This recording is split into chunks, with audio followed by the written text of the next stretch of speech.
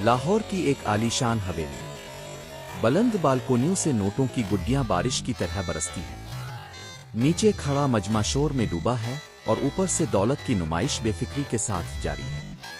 ये कोई फिल्म का मंजर नहीं, ये वो हकीकत है जो 2025 के पाकिस्तान के दिल पर एक गहरा सवाल बनकर अलिफाबेरुत है।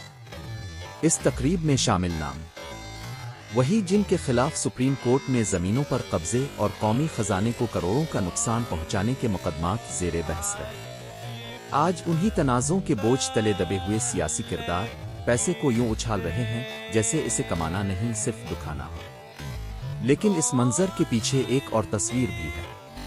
पाकिस्तान, जहां इफरात नजर 20% से बढ़ चुका है, जहां लाखों लोग 2 वक्त के खाने के लिए जिदोजहद कर रहे हैं, जहां बच्चे स्कूल छोड़ रहे हैं और खानदान इलाज के लिए तरस रहे हैं। ये तजाद, एक तरफ नोटों की बारिश, दूसरी तरफ भूख के साए, यही इस वीडियो का असल अलमिया है। सोशल मीडिया पर यही सवाल गूंज रहा है, ये दौलत कहां से आई?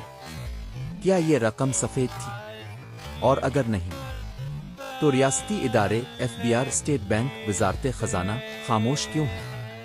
अवाम की आवाज साफ है, एहतिसाब बिला इम्तियाज होना चाहिए। जो सवाल एक मजदूर से पूछा जाता है वही सवाल एक सियासतदान से भी होना चाहिए। अगर खजाने को नुकसान हुआ है तो ये दौलत वापस कौमी अमानत होनी चाहिए। ये वीडियो सिर्फ एक तकरीब नहीं, ये पाकिस्तान के माशी बहरान, तबकाती तफावत और इदारा जाती कमजोरी का दस्तावेजी सबूत है।